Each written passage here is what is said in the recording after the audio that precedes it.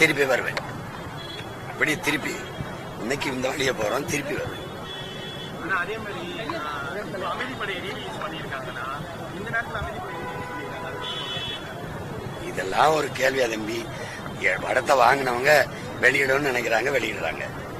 இது ஒரு அரசியல் படம், அது ஒரு அரசியல் படம். அப்ப அந்த படத்தை வெளியிடுறதுக்கு நாங்க நிறைய தடைகளை எதிர்கொண்டோம். அப்ப அது இப்ப அதை வாங்கினவங்க எல்லா படங்களும் மறு வெளியீடு வர்றது வழக்கமா இருக்குல்ல, அதனால இது செய்யறாங்க. அதுக்கு ஒரு சிறப்பு காரணம் இருக்கிறதா எனக்கு தெரியல.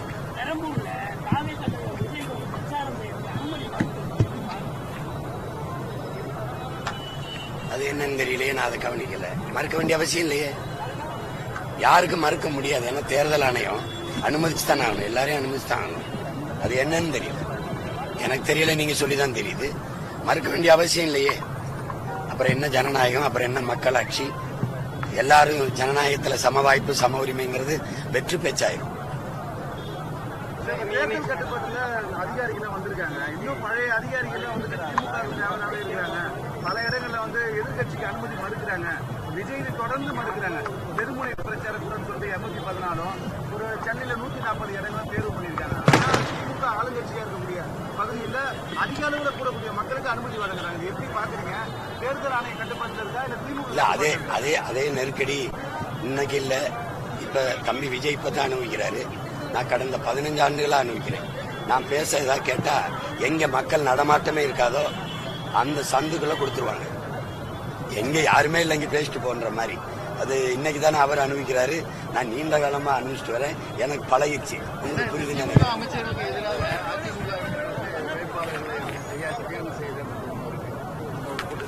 அதை நான் ஏற்கனவே பேசிட்டேன், ஏற்கனவே சொல்லிட்டேன். அதே போல உள்ளூர் பிரச்சனை, காஞ்சிபுரம் பட்டு சேலை, இந்த தங்கம் விலை உயர்வுனால பெரும்பாலான போலி பட்டு சேலைகள் தான் வந்தது. இது கூட்டுறவு சங்கங்களை மேம்படுத்தல, ஏற்கனவே கூட்டுறவு சங்கங்களை அழிஞ்சு போச்சு. இப்போ போலி பட்டு சேலை தான் பல்வேறு மாநிலங்கள் மாவட்டங்களுக்கு எடுத்துட்டு போறாங்க. அது வரைக்கும் எந்த அரசாங்கமும் நடவடிக்கை எடுக்கல.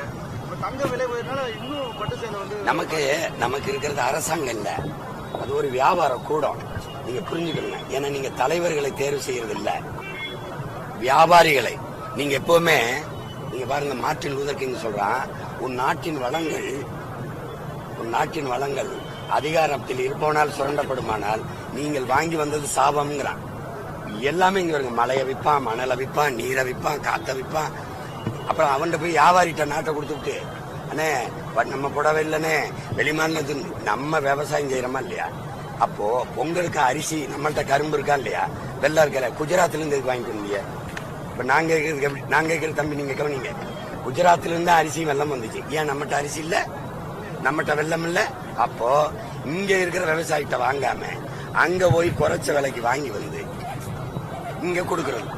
அப்போ இது என்னன்னா, இது மாதிரிதான் இந்த பட்டுல வேற மாநிலங்களுக்கு தரக்குறைவான பட்டை கொண்டு வந்து நம்ம இனிமே காஞ்சிபுரம் பட்டுனாவே அதுக்கு மரியாதை எல்லாம் போயிடும். இந்த கலப்பு வரும்போது அந்த பட்டு ஒண்ணும் தரமா இல்லைன்னு, அது நம்ம பட்டு இல்ல. ஆனா உங்களுக்கு புரியுதுன்னு நினைக்கிறேன்.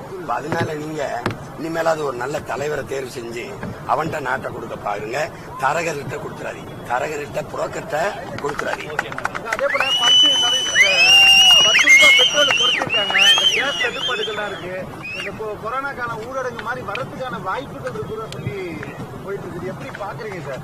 எப்படி இந்த நெருக்கடி கொஞ்சம் அமைதியா, இந்த நெருக்கடி வந்து தம்பி நம்ம ஏற்றுக்கொண்ட பொருளாதார கொள்கை மிக அத்தியாவசியத்திற்கு பிற நாடுகளை சார்ந்திருக்கிறது சரி, பிற நாடுகளை சார்ந்திருக்கிறது சரி, எல்லாவற்றுக்குமே பிற நாடுகளை சார்ந்திருக்கிறதுனால இப்ப எரிகாற்று வந்து நமக்கு அவசியமா இருக்கு. அதுக்கு இன்னொரு நாட்டை சார்ந்திருக்கு.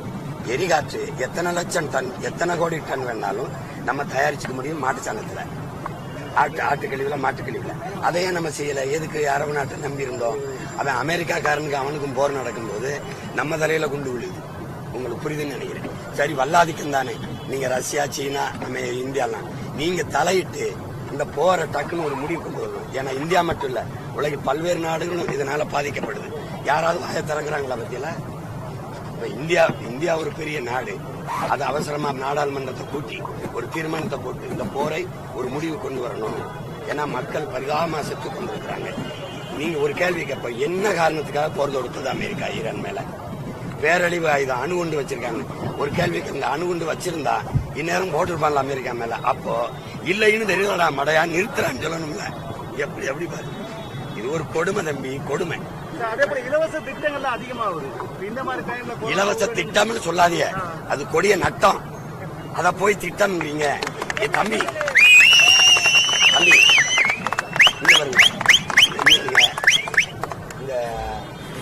இங்க பாருங்க, இத இதெல்லாம் மோசமான ஏமாற்று.